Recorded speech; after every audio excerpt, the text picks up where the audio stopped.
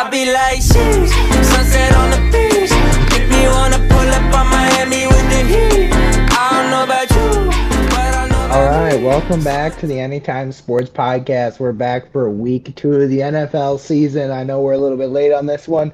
We're gonna have a little reaction to Thursday's game, this past Thursday's game, and the following Thursday's game. Andrew, why don't you start us off with the Ravens Chiefs game Thursday night, kicked off the season of week 1. Absolutely. How are we feeling about this game? I'd love to. This game felt like it was ages ago, but this game was a good showing of what we could see this season. The Ravens obviously struggled, but looking to bounce back off that. Chiefs won 27-20, if you guys did not watch the game.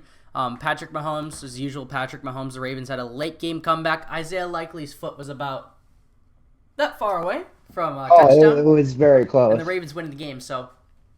well, you win some, you lose some. If you're the Ravens, you clawed back at the end. That's got to be a tough one to get over your guys, but the Chiefs is the Chiefs, and I think they very well deserve that win. Yeah, I think it was a good game all around. I mean, you got to see a lot of breakout years from some stars, some new, some have been in the league for a while, just breaking out. Like Isaiah Likely breaking out that game, had 9 receptions for 111 yards. It really looked like they were trying to take Mark Andrews out of that game. They were successful in doing that, but Isaiah Likely stepping up and becoming that bigger role guy. Hopefully they get some two tight end sets in there, and they start using him more this season. But on the other side of the ball, how about Xavier Worthy? Very efficient on his touches. He gets the ball for 1 rush, 21 yards, and a touchdown, his first touch in his career. What are your thoughts on Xavier Worthy, and how can he help this Chiefs team become chasing one of the best, and if not the best record in the NFL? You got the Dolphins, the only one to do it, an undefeated season. They're chasing that right now. How can Xavier Worthy and some of these other younger wide receivers help the Chiefs move forward during the season? Yeah, absolutely. Bear with my camera for a second. I'm having a tough time. Oh, good. Xavier Worthy, his speed is remarkable. You're never gonna see anything like it. That's one in a million kind of guy. He had a very great game off the start. He really showed his explosiveness. I think he's going to be a very big problem for the Chiefs. And the thing about this Chiefs team, these past couple of years with Patrick Mahomes, really getting these Super Bowl championships, he hasn't had an established guy for years. Like, he had Tyreek, and then this last Super Bowl, it was basically Pacheco, and then he had Juju a couple years ago. But he hasn't had an established guy, and if Worthy can become the new Tyreek and stay locked up on the Chiefs, that could be a big problem. Yeah, it definitely can be a big problem. And there's your camera back up again. It's all good. But I may take the argument that not having a big name guy is not always the worst thing. And to have a couple guys to spread the ball around to, I think is the best scenario. We'll get to it when we talk more about the Bills and their interesting start to their season. Because I think they're the best they've looked in a couple years. And I think this might be a year they can make something happen, even though they lost Diggs. I think it's not the end of the world for that team, and they're already showing that, hey, their identity of running the ball and having Josh Allen throw the ball out. I mean, they're doing pretty good. When we'll talk about that when we get to the Bills. But let's move into that Friday game, because we did have a Friday game in Mexico. The Packers ended up coming so close to the Eagles in this game. What were your thoughts about the Eagles and the Packers? Packers-Eagles, Jordan Love was the big story in this game. Really, he got banged up here. People don't know, honestly, if he's going to play next week. Reports are saying he is. Jalen Hurts was 20 for 34, 278 yards. Saquon Barkley showed why he could be a big asset for this team. He only rushed for 109 yards, but going against the Giants next week, that could be very big. Him going back to the town, back to the team that traded him away. Oh, no, they're going to Atlanta. Silly me. They're going to Giants later in the season. But Atlanta, he can show why he's a valuable asset. He's still younger. I mean, he's getting a little older, but Jordan Love being out on the Packers can be huge for them. Malik Willis has got to step up, or they're going to sign a guy, or Jordan Love is going to be back in well enough. But yeah, Eagles won this one. I think the top performers in this game probably A.J. Brown or Jaden Reed on the Packers. They both led the team in receiving, showing why they could be big assets this season. Usually this, as you can see my dog right here, usually the story of the season, starting out with in week one, they usually like to run the ball a lot more, and I think the team that was able to run the ball better during this situation, I think they were the team that ended up winning this one. New running backs and new faces: Josh Jacobs with the Green Bay Packers, Saquon Barkley with the Philadelphia Eagles. Saquon had an amazing day. He had 24 carries, 109 yards. I think he had some receptions too, if I'm not mistaken. Yeah, he had two Yep. receptions for 23 yards and a touchdown. Three total touchdowns on the day. We'll get into it when we get into our boom and bust segment for some players that really excelled during this season. Josh Jacobs wasn't terrible. He had a slow start for the Packers. He ended up with 16 carries, 84 yards, an average of 5 yards, which is it's not bad for your first game with a Mm-hmm. new team. Jayden Reed, as you said, had a breakout game, 4 receptions for 139 yards. He had 6 targets on the game. He had a touchdown. He played really good. Really, the Packers wide receivers are really developing into something special. It's exciting to look at and see. Even as a Bears fan, I hate to admit it, they do develop players very, very well.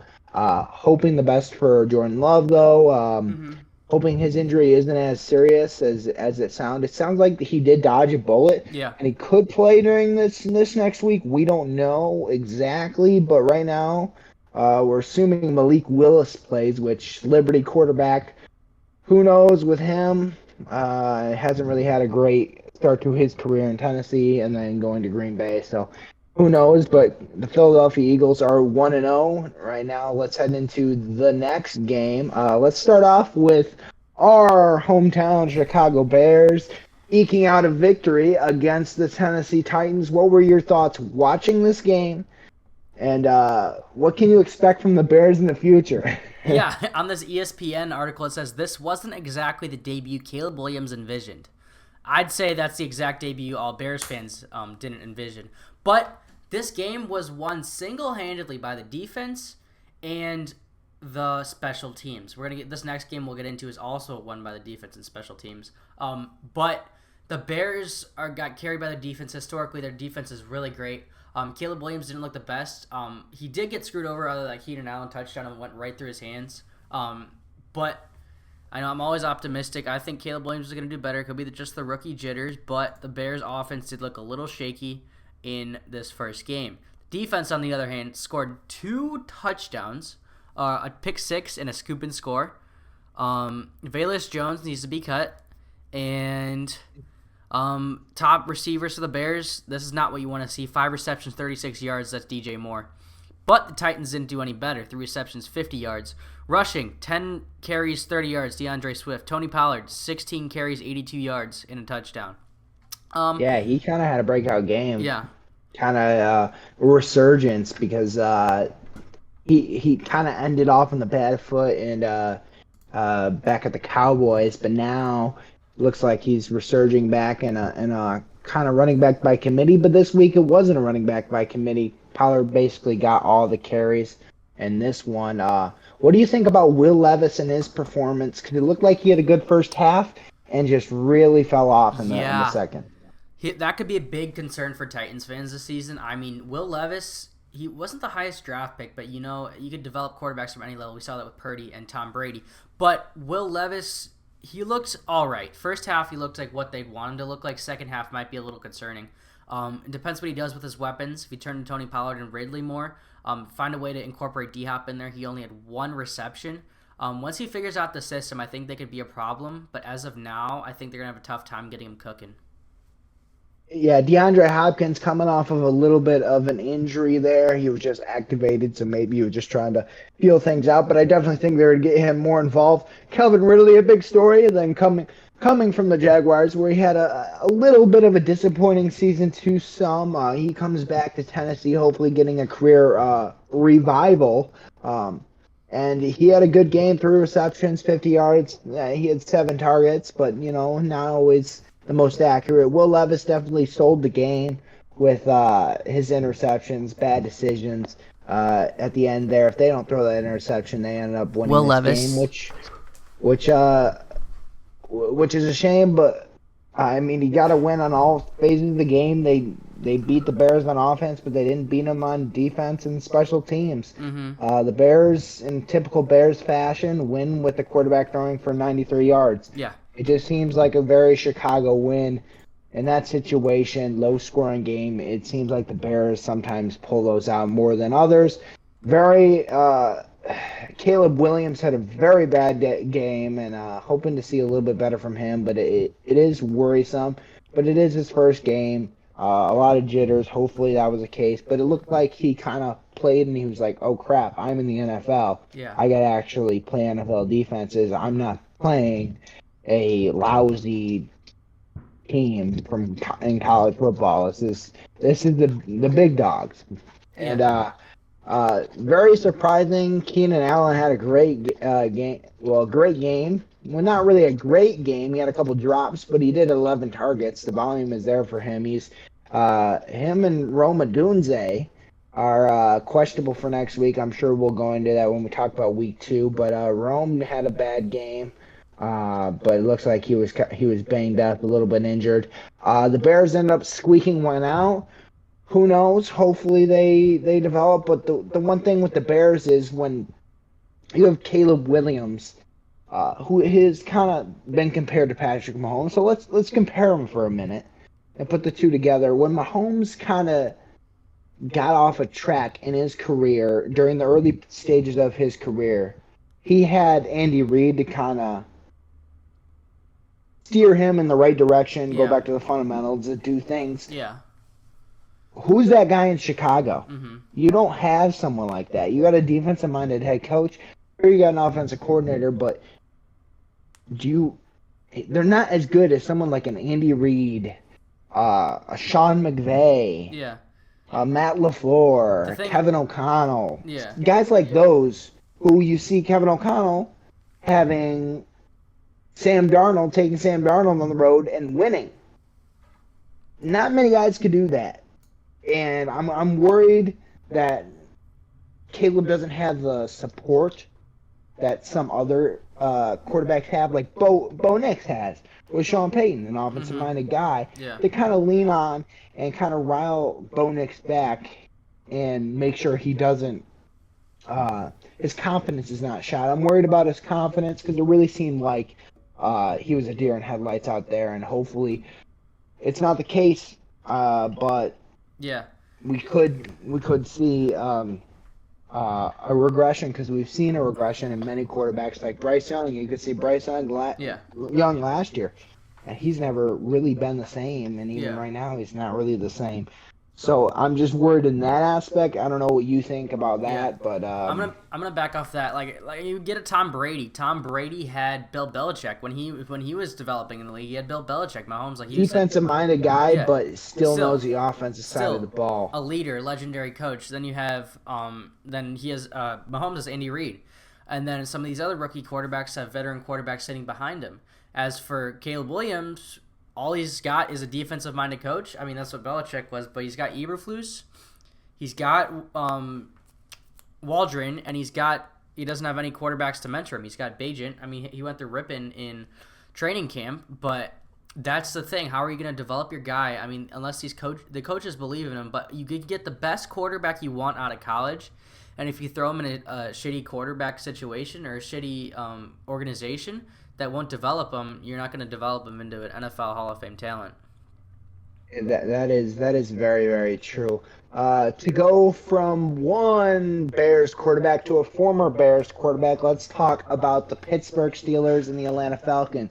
Pittsburgh wins 18-10, but they don't score a touchdown all game. What were your thoughts about this game? This can be taken in two ways. You can compliment Atlanta's defense or shoot down Pittsburgh's offense. Chris Boswell hit 6 field goals for 18 points, and they scored 18 points in this game. Fields didn't throw an interception. He threw 17 for 156 yards. He also rushed for 14 carries and 57 yards. So take that with a grain of salt or however you want. Really, this depends what direction Pittsburgh goes in. If they want to go with Russ, they want to stick with Justin. It depends what they believe in with their team. They don't really got many weapons. They got Pickens and Freiermuth. That's about it. As for the opposite side of the ball, Atlanta, potentially give Penix a shot. Kirk Cousins didn't look hot, but this is his first game with a new team, so it could be just the jitters. But 16 for 26, 155 yards, a touchdown, and 2 interceptions. He got sacked twice for 18 yards. Not the greatest when you're coming off of what there was built around him in Minnesota. Bijan had 18 carries for 68 yards. The top receiver in this game is Ray-Ray McCloud. More shockingly, Kyle Pitts got a touchdown. But really, this is probably Kirk getting his jitters out. But as Atlanta, maybe that's why they did draft Penix so high, because they knew Kirk wasn't gonna. He had a regression. He didn't look good when they got him. So it's up to Atlanta if they want to turn to their newly drafted guy, keep Cousins. What are your thoughts? I think Kerr just didn't look very comfortable in the position that he played. I think the injury, people come back from injuries and they're never really the same because they're worried about hurting it again. I think it's definitely hard to come back from the injury that he sustained. Yeah. But and someone made a video that I watched recently about the way his feet position now, how he always leaned back on a certain foot. He had always had that certain position, and then he starts the game and plays the whole game with his feet parallel with each other, side by side, completely, which he's never really played like that. And footwork, it's a very minute thing, but it can affect a lot of different things. And I just think Kurt didn't look like himself that game. Hopefully, for his sake, he can be better. But he didn't look very good. At all. And on the other side of the ball, Pittsburgh's defense held up. It was basically T.J. Watt and Boswell with the leg to end up winning the game. Justin Fields was able to move the ball downfield, wasn't able to capitalize in that red zone. Who knows with this week, but the Steelers getting a very Pittsburgh Steelers-like win. Also, again, a low-scoring game. It definitely seems like Pittsburgh, and good for Pittsburgh. They're off onto a 1-0 start, but hopefully Atlanta gets things moving because their next 2 games don't get any easier. I mean, they're playing the Eagles in Philadelphia this next weekend, and then the following weekend they're playing the Chiefs. Yeah. So you don't have 2 off games there. Those are no. You could definitely see an 0-3 start, and if Kurt doesn't play the best during the next 2 games, you kind of got to be like, do we turn to Penix? Is he our guy? Because you did draft him at a very high position. Who knows? Their first round pick was Penix. Their second round pick was a defensive tackle out of Clemson. They got an edge rusher in the 3rd round. It looks like they were a very defensive heavy first through rounds 2 to 4 5 in this year's draft. But who knows with the Falcons? We could be seeing an 0-3 Falcons team to start the season, which I would not be surprised. But let's move on into another game here. Let's turn to Cardinals Bills. The Bills did play yesterday, but we'll cover their last week's game. We'll get to yesterday in a little bit. But Kyler Murray in this game, 21 for 31, 162 yards. The big story in here, what I've seen a lot of people chirping about, is Marvin Harrison Jr. The best receiver in the draft has 3 targets, 1 reception for 4 yards. You need to incorporate that guy in your system better. You have this talent on your team. I mean, I get it's week 1, and you got Kyler Murray, you got Trey McBride, but you need to incorporate him better in your system if you're going to want to win ball games. You got this talent, you got to use it. As for the Bills, they're looking better. As we saw yesterday, everyone counted them out this year. They lost to Stephon Diggs, but that could have been the motivation they needed. Josh Allen went 18 for 23, 232 yards. James Cook, 71 yards. Keenan Coleman, 4 receptions, 51 yards. Khalil Shakir got a touchdown. Mac Hollins got a touchdown. Bills can be a team to watch out for this year. I would say that. And they're starting the season 2-0. Yeah, I'm not going to touch much on the Bills because we'll talk about them after this Thursday when we recap yesterday's Thursday night football game. Jeez, get it out. But I'm going to focus more on the Cardinals. Cardinals started off really good. Gave the Bills a run for their money. Being the away team, they gave them a run for the money in the first half. They didn't end up closing it in the second half. But Kyler Murray played pretty good. They gave one of the best AFC teams a run for their money, and that's all you could ask for with this Cardinals team. Very proud of them and how they put out. And I think they gave the Bills a run for their money. Marvin Harrison Jr. I'm not really worried about. Week 1 in the NFL season, for a wide receiver like that. Usually, wide receivers don't break out until they're like third to fourth week. I know Justin Jefferson didn't break out until their third week. Devon Achane, running back last year, was scratched on week 1, so. I'm not too worried. He's got some time to get into a rhythm. Receivers and running backs are kind of like that, so that they got some time. But let's move on to a next game. Let's go with the Patriots-Bengals. I'm wearing a Cam Newton Patriots jersey because the Patriots ending up stealing this game from the Cincinnati Bengals. What were your thoughts on this game? Yeah, bear with my camera again as it tries to struggle to stay alive. All good. But 16-10, Patriots win. This game probably surprised a lot of people. Oh my gosh. All right. Well, this game probably surprised a lot of people. Jacoby Brissett. They have They have Drake May, and who else did they draft? They drafted Joe Milton. They drafted 2 quarterbacks, and they have Jacoby Brissett. Oh my gosh. All right. Bear with me for a second. But I'm still talking. So, Patriots, they surprised a lot of people. I think a huge reason they won this game was Ramondre Stevenson. Incorporating him into this offense, that good running back, he had a touchdown on this. But that was their only offensive touchdown. Other than that, they got 10 points out of a field goal and then a touchdown. So they're relying a lot on their defense to stop the Bengals, and the Bengals are another huge story. What are they gonna do? They have Jamar Chase. They lost Joe Mixon, back. They have Chase Brown. How are you gonna incorporate him? They have Zach Moss. Joe Burrow, 21 for 29. He didn't play terrible. Zach Moss was the only one of the Bengals with a touchdown. You're going to need to, Jamar Chase had 62 yards, but you're going to need to incorporate these guys better. As the Bengals, this is one you don't want to lose. Week 1 falling to arguably one of the worst organizations in the league. The Patriots always find a way to win, but to Jacoby Brissett, who's a well-known career backup, this isn't a game you want to lose, especially at home. Yeah, Brissett's known as a kind of a game manager guy. He can steal games from for you.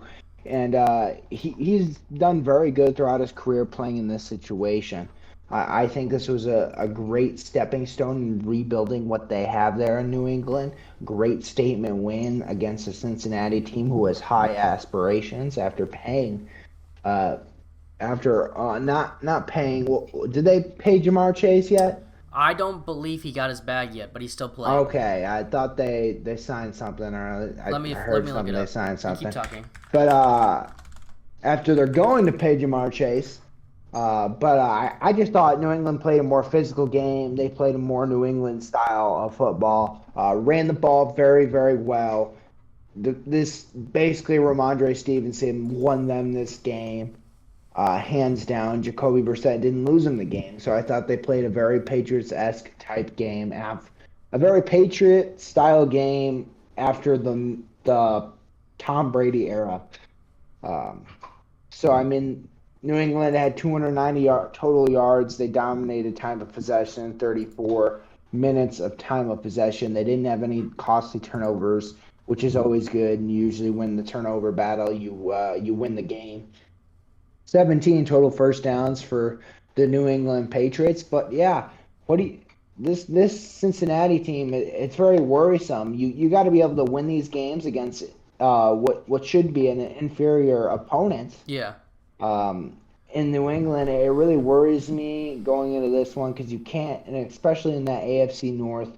It also helps that 2 of the teams lost as well, but you really don't want to lose a game against a team who is thought to not have the best season. Yeah. So that's one thing for the Bengals that really is worrisome. Let's move on to the next game. This game was a really good one in Lucas Oil Stadium. The Colts end up losing just barely to the Texans. This was a very good game. What were your thoughts about this game? Yeah, before we get to that, I got details on the Jamar Chase. So it says the Bengals made a record-setting offer, 140 million at 35 million per year, and he was gonna be the highest-paid quarterback or wide receiver in the league, and he turned it down. So I don't know what that's all about, but let's move on to this game.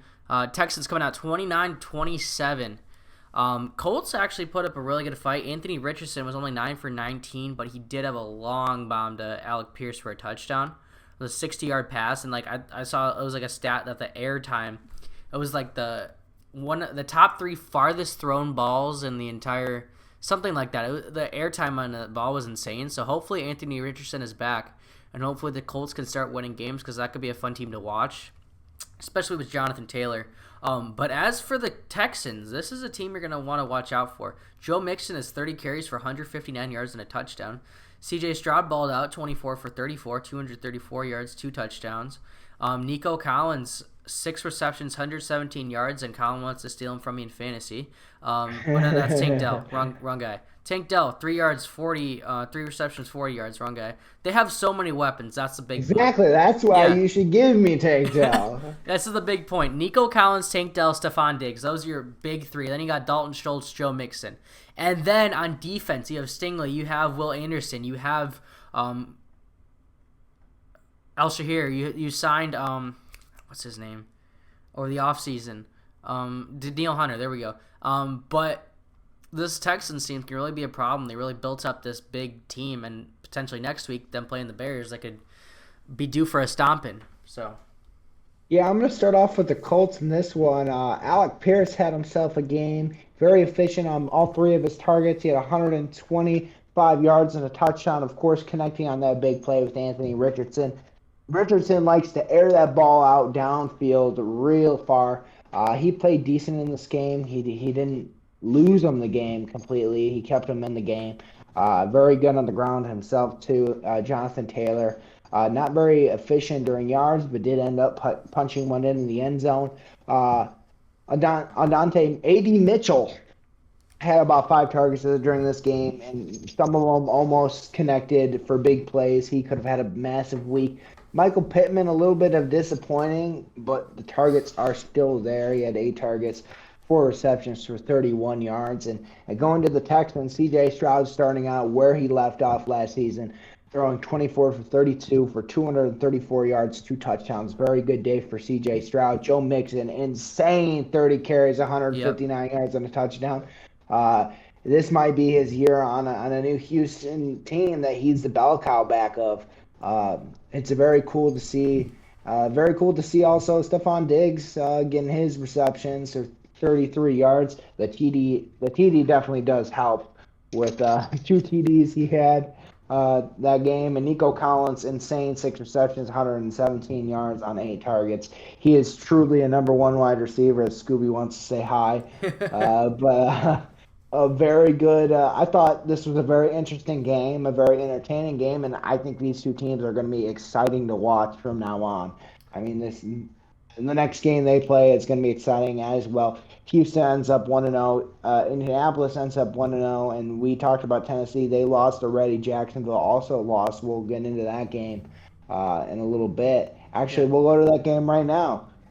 Dolphins, Jaguars. We're not going to talk much about the Dolphins because we'll talk about them this past Thursday night's game. But let's talk about the Jaguars. They end up losing this game 20-17, but did give Miami a run for their money in the first half. Just couldn't score anything in the 3rd and 4th quarter. What were your thoughts on this game, specifically on the Jaguars side? Yeah, we'll get to Dolphins later, like you said, but I think this team's a bit concerning. They've had this team that they've been building, I'd say, ever since they drafted Trevor Lawrence, even before that, so dating back like 5 years.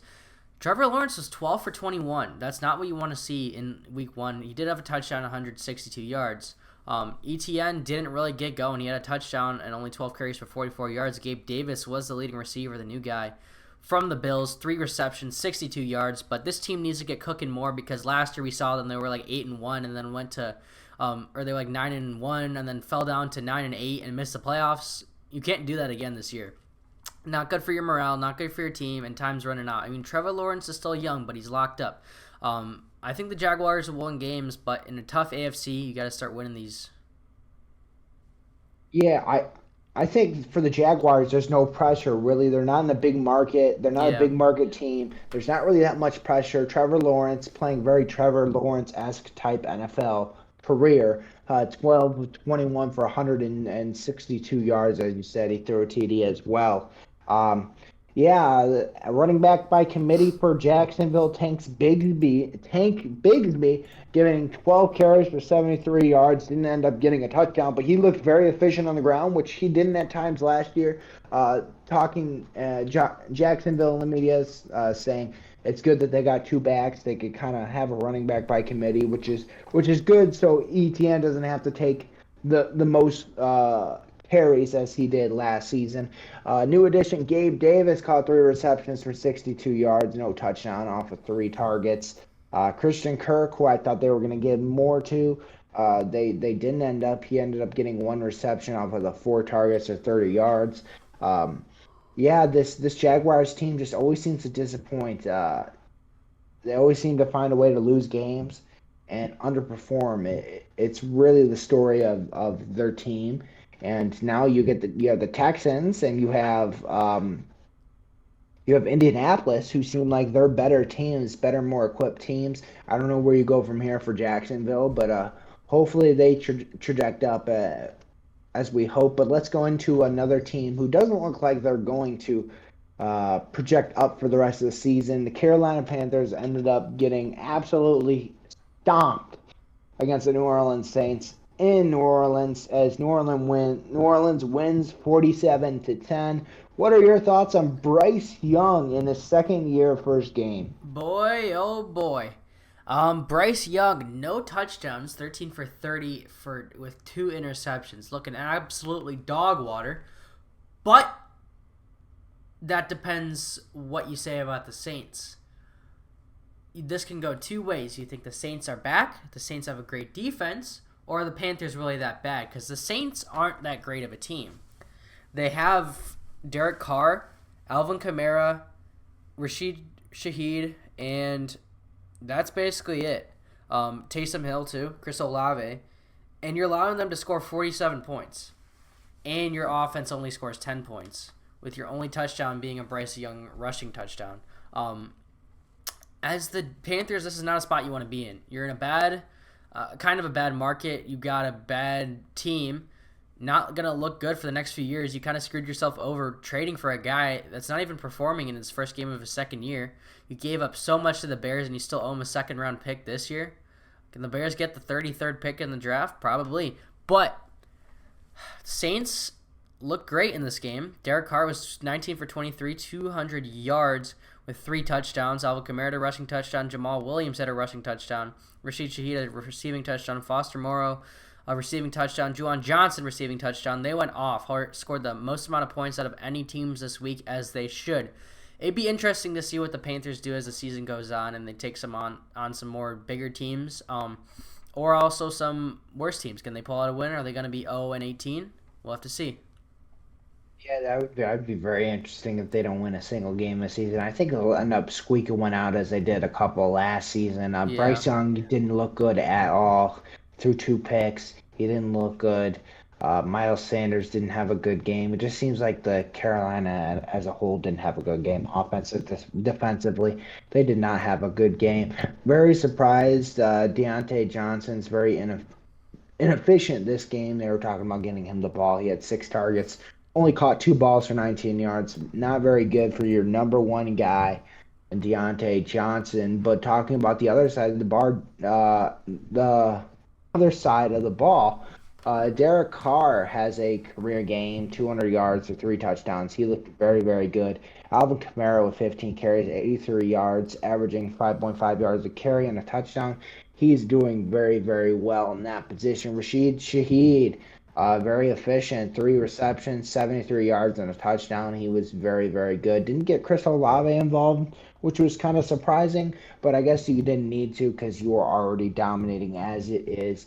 Very exciting to see the Saints team. They'll get a test next week as they play They play the Cowboys next week, so it should be a very much harder and two polar opposite of regular season playing teams. The Yeah. Cowboys, Panthers. It's completely different. We'll kind of see what really the New Orleans Saints team is um, as they go play Dallas. I think in Dallas, if I'm not mistaken. Yeah, Yeah. at Dallas. So we'll see how they are. But let's head into the Vikings Giants game.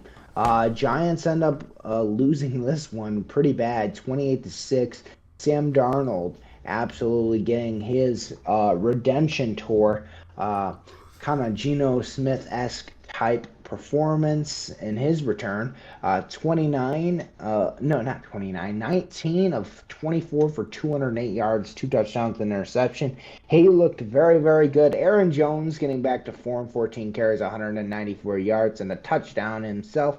Justin Jefferson, fresh off of his massive payday, 4 receptions, 59 yards, and a touchdown. Not too shabby for this Minnesota Vikings team that Kevin O'Connell's got actually playing pretty dang good football right now. What were your thoughts on this game? I'll give my thoughts on the Giants. Holy crap. You got the Giants, you got the Panthers. Those teams play each other. I believe they play each other overseas next year, or later this season. That's going to be terrible. But Daniel Jones, 22 for 40, 286 yards. Two interceptions as well. Daniel Jones and Bryce Young both should be Pro Bowlers. I'm just going to say that right now. But, just kidding. The Giants need to figure out what they're doing. They got rid of Saquon. You just drafted Neighbors. Neighbors had 5 receptions, 66 yards. But I haven't seen no touchdowns. So the Giants need to figure this because they extended Daniel Jones. I think he had 2 bad years. He had a great year. They extended him. Now he's back to his bed like he was before. So what do you expect? Really tough situation for them. They haven't been great these past couple of years, and I don't think they're going to get better. This is really a test. Next week's going to be a test if the Vikings are good as well. Because is Sam Darnold back? Is that their guy, or are they going to have to? They're going to have to stick to him for the season. But What are you telling me? You telling me something? Oh, the Giants are dog water? yeah, They're dog water? Yeah, they're dog water. let's go. I'm gonna skip forward to Raiders Chargers next game. Gardner Minshew making his Raiders debut. Jim Harbaugh making his Chargers debut. Gardner Minshew was 25 for 33, 257 yards with a touchdown and an interception. Absolutely balled out, but came up short to Justin Herbert and the Chargers. 17 for 26, 144 yards was Justin Herbert. J.K. Dobbins led the team in rushing.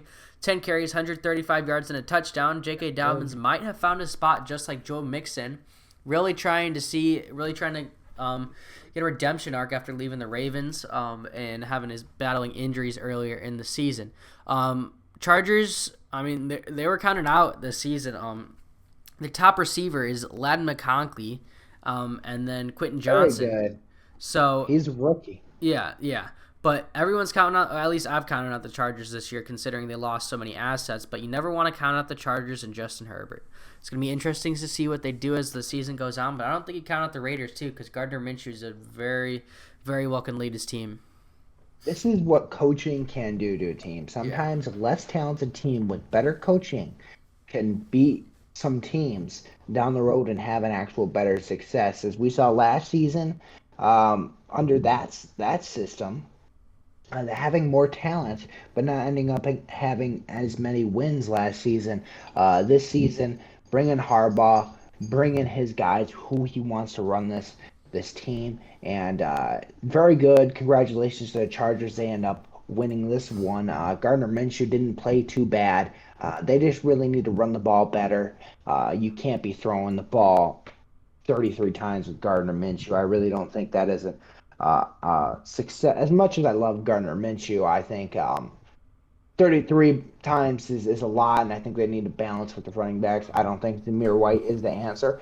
I think you turn to Alexander Madison to see what he can do, give him some more carries.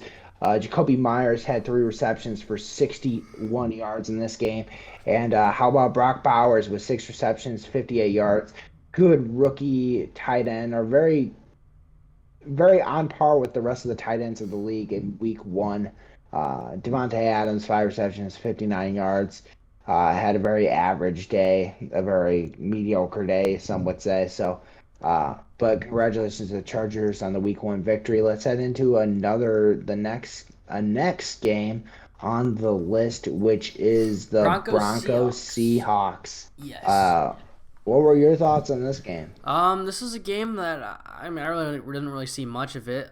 Kenneth Walker is the guy that stands out here for me. 20 carries, 103 yards, and Tyler Lockett led the Seahawks in receiving. 6 receptions, 77 yards. I got him in my fantasy league pretty late in the draft. Bo Nix is also a big story here. 42 passing attempts. That's huge from a rookie. 26 completions though. You're gonna need to, like we said earlier, you need to run the ball more. Their top rusher, Javonte Williams, or their number one guy, 8 carries for 23 yards. Gotta rush the ball more if you're, especially if you got a rookie quarterback here.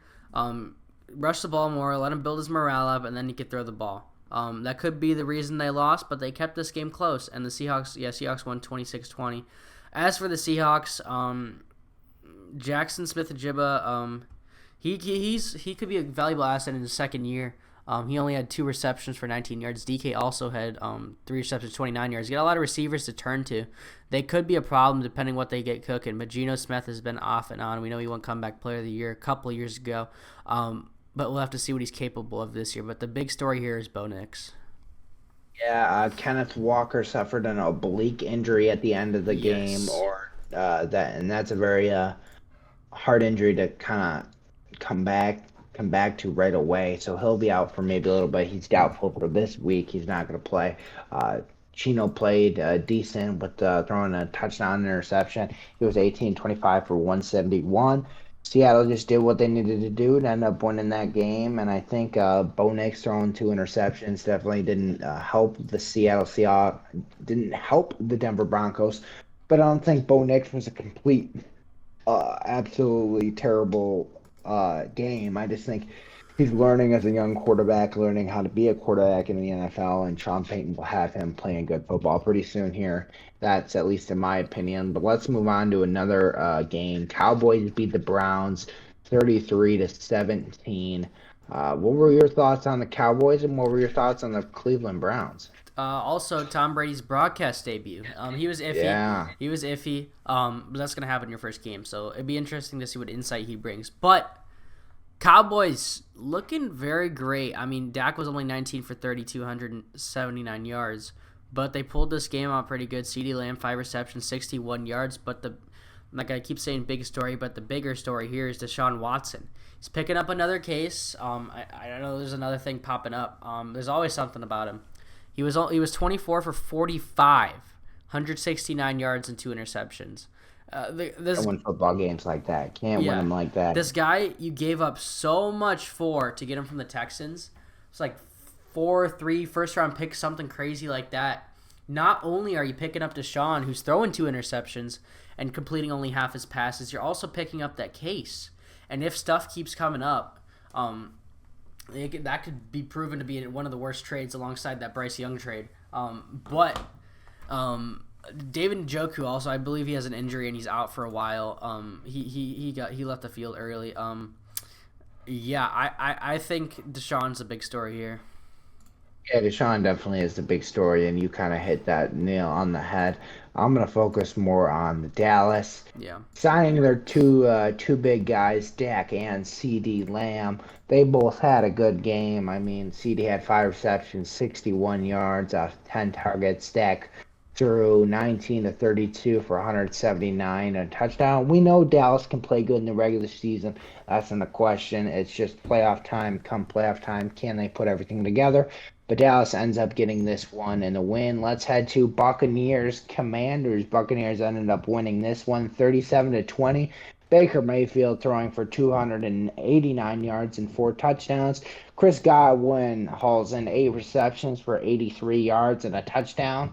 While Jaden Daniels gets his debut for the Washington Commanders, he carried the ball for 16 times for 88 yards and 2 touchdowns. What were your thoughts on the Washington Commanders Tampa Bay Buccaneers game? Huge thing. Point of advice for Jaden Daniels is carry the ball, but not too much. Because Lamar carried the ball a lot, and he was banged up in these first couple of years of his career. Then you see Anthony Richardson last year carried the ball a lot, out for the season. he's got to be careful. He's got weapons. He's got Austin Eckler. He's got Brian Robinson. He's got Bobby Wagner on defense. But they got Terry McLaurin. He's got Zach Ertz. But you need to be careful as a rookie, especially if you got all these years looking forward, especially running. But the Buccaneers, Baker Mayfield, is he back? 24 for 30, 289 yards and 4 touchdowns. Looking like he balled out. I'd say Baker that. played an amazing game. I like the way he's been playing in Tampa. I think he found a home for a while now. Bucky Irvin, very efficient with his 9 carries, 62 yards. He looks very explosive as compared to Rachaad White. He should probably get some more workload in this coming week. Chris Godwin, like I said, 8 receptions, 83 yards of 8 targets. He did very good. Mike Evans, 5 receptions, 61 yards and 2 touchdowns. He had a heck of a game. And Tampa Bay playing very, very good. Let's head into another one. I know we're towards the end of a week 1 recap here. Let's speed through these last 2 games. We have the Rams-Lions game. Actually, I think the best game of week 1. Sunday Night Football coming down to the line. Rams really hurt, really injured. Matthew Stafford ends up tying the game. They end up tying the game in the 4th quarter, ending this thing into overtime. Detroit ends up driving down the field with David Montgomery, ends up winning this game. What are your thoughts on the Detroit Lions and the Los Angeles Rams? If the Lions are going to be a problem this year, they're going to be a problem this year. David Montgomery, Jahmyr Gibbs, best 1-2 combo rushing in the league. Then you've got Jamison Williams, Sam Laporta, Jahmyr Gibbs, Amon-Ra, St. Brown, receiving-wise. And this team, and Jared Goff, he had an interception, but this team's going to be a problem. As for the Rams, they also are going to be a problem. But the bigger problem is Puka Nacua. He is out, I think, for at least 4 weeks. I'm not sure on the exact date. But Matthew Stafford threw a lot of passes. 34 for 49, 317 yards. He did have a pick. Puka's on the IR, so he's going to be out for a little bit. And Cooper Kupp, this is when, if you picked him up in fantasy, this is when he's going to pay off. Without Puka Nacua, I knew it was going to happen. Without Puka Nacua there, he's going to get 3 times the amount of receptions. He's going to get fed to. That's what happened before Puka was even there. He's just going to get fed the ball. And the Rams and Lions, even at the beginning of the part of the game, he was getting fed the ball more than Puka. And I was telling people all along, when Cooper Kupp came back toward the end of last season, he stole a lot of Puka's points, even though Puka did play pretty good towards the end of last season. My dog is just right on top. All right, let's go forward to the last game of our recap. It's about 45 minutes of recaps of games, so we got a lot more content ahead for you guys. Jets, Niners, quick thoughts. Jets, Niners. Niners showing what they do best. I don't think the Jets played a bad game, to be honest. I just think the defense couldn't stop anything. Possession was very much in favor of the 49ers. And how about Jordan Mason? 28 carries, 147 yards, and a TD. Yeah, Aaron Rodgers actually made it through a full game, so give him props for that. As for Christian McCaffrey, who knows? He's out for this week, already projected out for week 2. Who knows if that'll carry on? He's proven he's made of glass. First overall pick in fantasy. One of my leagues really letting me down, but yeah. All right, that is it for our picks. Let's go into our next segment, Boom or Bust. We're gonna be selecting. How about you start off? I'm getting. All right, we're gonna be selecting so he can a couple of players. Chill. We're gonna select a couple of players each week that excelled, and then a couple of players that really, really disappointed us. The first one we're gonna cover is Saquon Barkley. Made New York fans cry. 24 carries, 109 yards, 2 touchdowns. You release this guy to a divisional opponent. When he comes to town, he's going to make New York Giants fans' life a living hell. Saquon Barkley is made for Philly. Yeah, very much so. Cooper Kupp absolutely destroyed the Lions' defense. With his boom performance, I'm saying he's my boom wide receiver. 14 receptions, 110 yards, 1 touchdown off of 21 targets. How could you not do that? And then going also to I'll say the next one, Jamison Williams wins on his big parlay. A nice reference for people who know. If not, let's just look it up. But he had 5 receptions, 121 yards, a touchdown off of 9 targets. He really had a breakout game there. But what were some of the players that we're saying were bust during this week one's performance, Andrew? Well, Caleb Williams broke a nail. Really, he did. 14 for 29 for 93 yards. You're going to want at least 100 yards as a rookie. Maybe he'll do better this week. Maybe he won't. Really, it's going to be a big test. Prime-time game for him in Houston against the red-hot Texans. I'll read the next one, too. Daniel Jones is the newest McDonald's manager. 22 for 42 with 186 yards and 2 interceptions. Yeah, you better put my fries in the bag. Yeah. Yeah, he's gonna stay working there as a manager if he keeps playing the way he fucking did. So I'll get the next two. I think we touched on this one enough. Deshaun Watson is a Walmart version of Russell Wilson, that hurts really bad. He was 24 or 45 for 169 yards, a touchdown, and 2 interceptions. Did not have a good game at all. And then we have bust of the week. We have the Carolina Panthers in general. They just did not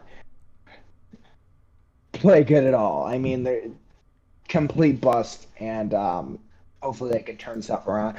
Andrew, what are some NFL headlines heading into week 2? What should we be concerned about, or what should we have in mind when we're watching these games or week 2?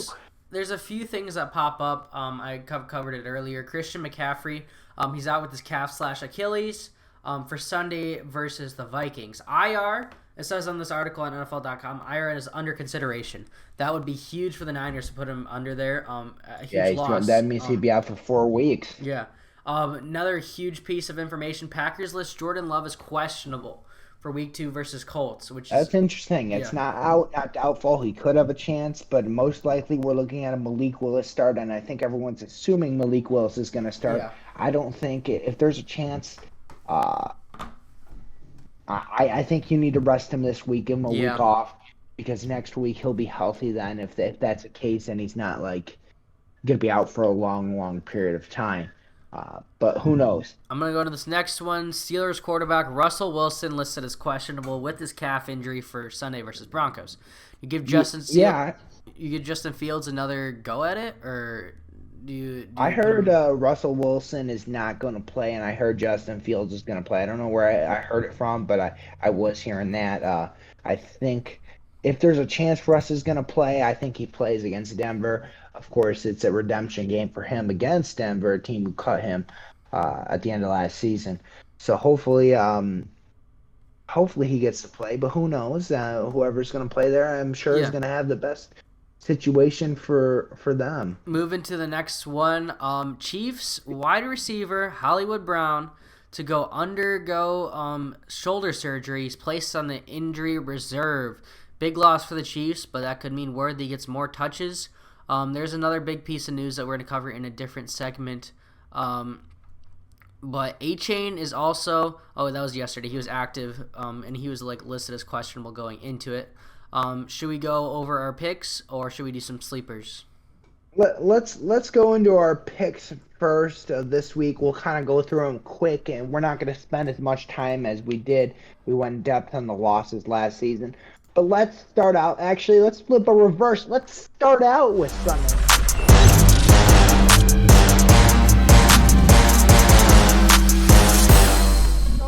Sunday Night Football. Bears traveling the Texans. Who do you have in this one?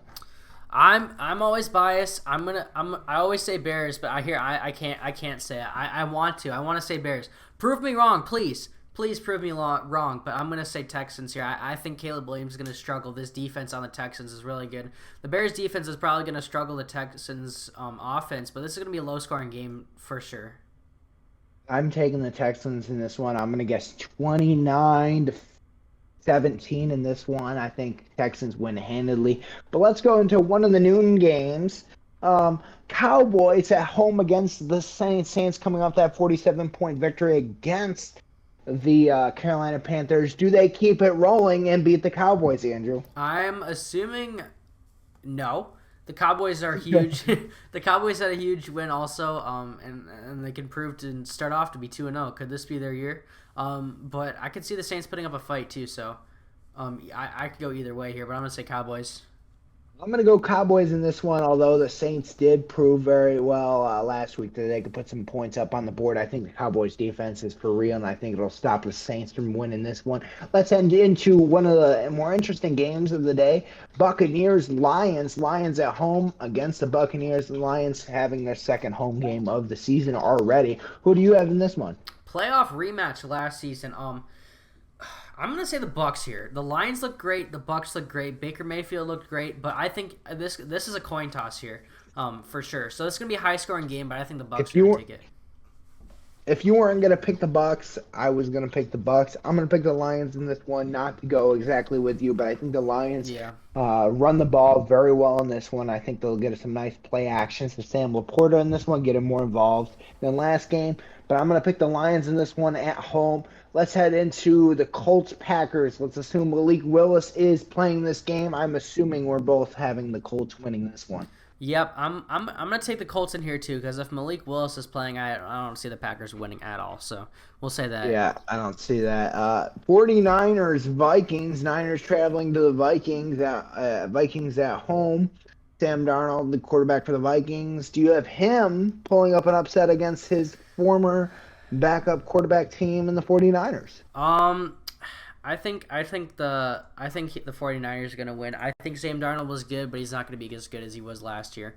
I think the Niners are going to struggle without Christian McCaffrey, but I think Jordan Mason, he's going to prove why he's a great backup running back. So I think the Niners will win this one. Yeah, I'm going to go with the Niners in this one. I think they run the ball with Jordan Mason a lot. He had 28 carries last week for 147 yards, and a touchdown was really the story of the game last week. He's going to have another great performance against the Minnesota Vikings in this one. Let's head into Seahawks-Patriots. This one should be a trap game, kind of. Who do you have in this one? I'm gonna say the Patriots. I know they're probably the underdogs, but I think they're gonna keep that momentum rolling. Jacoby Brissett is gonna prove why he's a game leader, and then Ramondre Stevenson is gonna continue running the way he did, and Patriots are also at home, so that's huge for them. But I think the Seahawks struggled, and they're gonna struggle with the loss of Kenneth Walker. So I think the Patriots are gonna win this. Right. That's a bit interesting. Let's head into I think I didn't pick. I thought I picked for some reason. I'm gonna get the Patriots in this one. I think they end up 2-0 in this one at home opener. I think they run the ball very, very well. I could definitely see the Seahawks winning this one, but I just think the Patriots are going to be a little bit more physical. Let's head into the Giants Commanders. Who's going to win this one? I'm gonna say Commanders. Giants are absolutely awful. I'm going to have to say the Giants in this one. I think rookie quarterback Jaden Daniels is going to struggle a little bit, have a little regression this week. I think the Giants end up winning this one. I think it's going to be ugly, and I think it's going to be a very close game. But I'll have the Giants. I'll fade you on that one. Let's go to the Chargers-Panthers. Chargers traveling to the Panthers. I think we both have the Chargers winning this one. I don't think anyone's picking the Panthers right now. Yeah, absolutely. We skipped past one of these games on my list at least, but the Jets-Titans. Jets-Titans.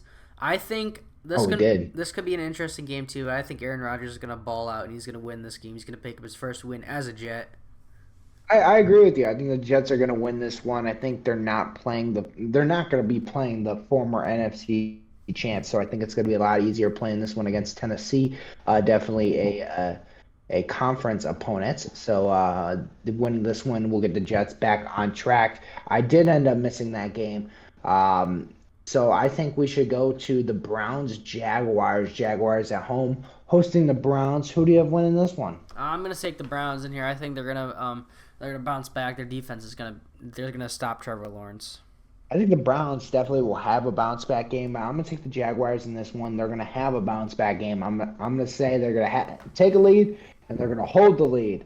And I think they're going to make Deshaun Watson throw a couple more interceptions as well. I'm going to take the Jaguars in this one. Raiders traveling to the Ravens. Ravens at home in this one. Who do you have winning this one? I'm going to take the Ravens. I think Minshew Mania is going to show out, but the home atmosphere at M&T Bank Stadium is going to be unmatched. I am gonna take the Raiders in this one. I'm a big Gardner Minshew fan, and man, it would be sweet to see Gardner Minshew win this one against the Ravens. It'd be really, really cool to see that happen. So I'm taking that just for a little bias there. Rams Cardinals. This should be one of the best games of the day at 3:05 p.m. Central Standard Time. The Cardinals at home. Who do you have winning this one? This game could go 50-50, but I think the Rams are going to take this one. I think they're gonna turn to Cooper Kupp. They're gonna turn to Kyron Williams, and they're gonna win this one. I'm gonna go with Cardinals in this one. I think the Rams are banged up right now, and I think Kyler Murray ends up showing out with his legs, and I think the Cardinals end up winning this one at home. They always go back and forth. It always seems like they do. But I think the Cardinals are gonna win this one. Let's go to Steelers Broncos. Broncos at home. I'm gonna take the Broncos in this one. I just think they're gonna end up sneaking out a win. What do you think? Yeah, I feel like this game could go either way. Bo Nix could play like he did last week, and Justin Fields could play like he did last week. And just to go opposite of you, I'm going to say the Steelers. Let's move to the next one. Bengals Chiefs. I'm going to say the Chiefs. You never bet against the Chiefs. I'm going to say the Chiefs as well. Bengals did not play good last week, but I think they'll have a bounce back week this week and be respectable. But I think the Chiefs end up winning this one. The Bengals are going to end up 0-2. But let's head to the Monday Night Football game. Eagles Falcons. I think this one's going to be easy for the both of us. I think we both have the Eagles in this one. Yeah, I'm going to say Eagles as well. And before we skip past week 2, let's cover the Bills Dolphins, which was what happened last night. And that'll also lead us into our next segment is what the heck happened with Tua? Let's turn into Tua Take. We'll do our sleeper picks after this, but this segment's called Tua Take. We're gonna discuss Tua's injury, and we're gonna discuss what we think his best option is with his career going forward. As we know and as we've seen, I believe it's 3 concussions in the last 2 seasons. All of them looking very brutal. If you've seen the videos, when he goes down, it looks like he has no control over his body. That's not something you want when you're 26 years old. And, I mean, he's in the situation, he got paid, but at the same time, like he's got a life ahead of him. He's like, if you think of it, he's like 5 years older than us, 6 years older than us. That's crazy to think about, but you're a young guy. You don't want to mess up yourself for life. Yeah, as much as people say it's his choice and whether or not it's him and his family's choice, I really don't think it should be his choice. I really don't think it should be his family's choice. I think it should be medical professionals saying whether or not he could play again. I think they should take the option for him away from him, and if he's medically clear to go back, if he I think it just should be medical professionals Yeah. making the decision on whether or not he should play again. Um, it's very sad to see. You never want to see it, but it ended up happening. Very, very scary, scary moment for Tua. Um, Yeah, uh, you never want to see yeah, it. You never want to see that happen to anyone, especially a young quarterback who's in such a great system. But yeah, very sad situation. Let's turn to the actual game though. The Bills looked great, winning 31-10. Josh Allen only threw 19 passes but completed 13 of them for a touchdown. James Cook 11 carries, 78 yards. Khalil Shakir was the leader of the day. Big story. James Cook, 3 Yes. touchdowns in the first half. He looked absolutely phenomenal in this one. 11 carries, 78 yards, 2 touchdowns. He had a reception for 17 yards and a touchdown. He played absolutely phenomenal in this one. I think they found their recipe for success, having James Cook run the ball and then have Josh Allen do what Josh Allen does best. They end up winning this one soundly and definitely have a leg up on Miami because the next game will be in Buffalo. And who knows if Tua plays that or not. Wishing Tua the best recovery and do what's best for his career and have medical personnel evaluate him and hopefully he has a because it's deeper than football. It's his own life in that situation. You never want to see it. Injuries suck for anyone. Injury ended Bo Jackson's career. So many players' career has ended because of injuries, and so many players' careers were ended before they even started because of injuries. It's a great equalizer in sports. I mean, I don't think it's an equalizer. It's very disappointing. It happens in sports, and you never want to see it, and you never wish it upon anyone, but it does happen.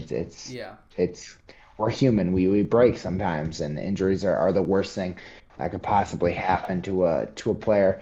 But hopefully the Dolphins end up figuring out something right now. But we don't know. But they got an extended week to kind of figure things out and see who they're going to go with from there.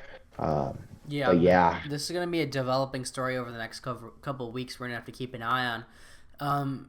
Basically, another thing that I saw that was Antonio Brown literally tweeted out. He's like, on a serious note, think about retirement. Like, even if Antonio Brown tells you, maybe you should think about it. Like, he's got the money, he had the playing time. This dude could play for 10 more years in the league. That's the sad thing. He's only 26. He was just drafted 3-4 years ago. But yeah, that's the sad thing. I'm gonna have to keep an eye on that, and hopefully he's okay.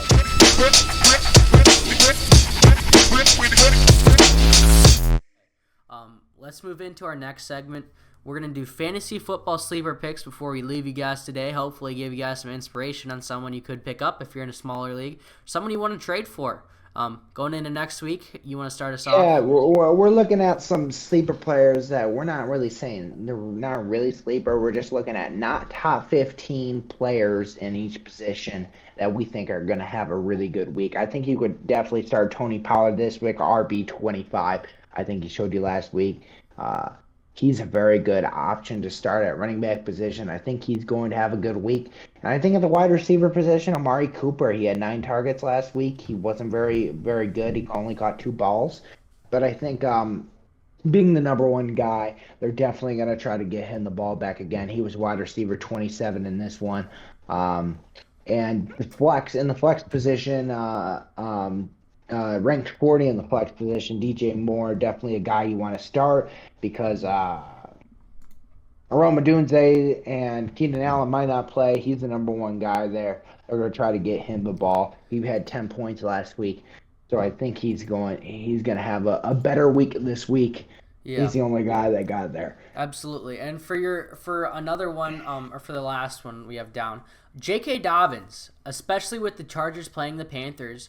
If they're not going to be able to throw all over them, they're going to be able to run on them. J.K. Dobbins is going to have a career game for the Chargers. He's going to get at least 2 touchdowns. He's going to have a great game. Pick him up in your fantasy leagues if you can. And hopefully everybody Charbonnet is going to have a good week. Bleak out for Kenneth Walker. He's the guy, next man up mentality there. Yeah. So he's going to have a good week. He is running back 38 on Fantasy Pros. So he's got a C minus matchup, but he's definitely going to get the volume, and that's all you hope for fantasy is volume sometimes. Yeah. So I think that's it for our fantasy football segment. And I think that we call that an episode. It's been a pretty long episode, but I hope we got all the information out to you for week 2 of the NFL season, and we can't wait to watch it and recap it to you next week. Yes, good luck, everybody, with fantasy this week. I know there's a lot of injuries, so be active on trades. I know Colin has been, and be active on trades. Be active. You're going to give me takedown for DeAndre Hopkins. I can guarantee you that. Maybe next week we can have a fantasy football debate segment. If you guys would like that, let us know. But it's been a great week. It's been a great episode. Excited for some football this weekend, and hopefully we have some great coverage for next week. Exactly. See you guys later. All right. Peace. Sun shining, 24/7, clouds floating. Wait, is this heaven? Didn't even die to get here, yeah. Looking for the top, it's so clear, yeah. Everything I need is right here, yeah.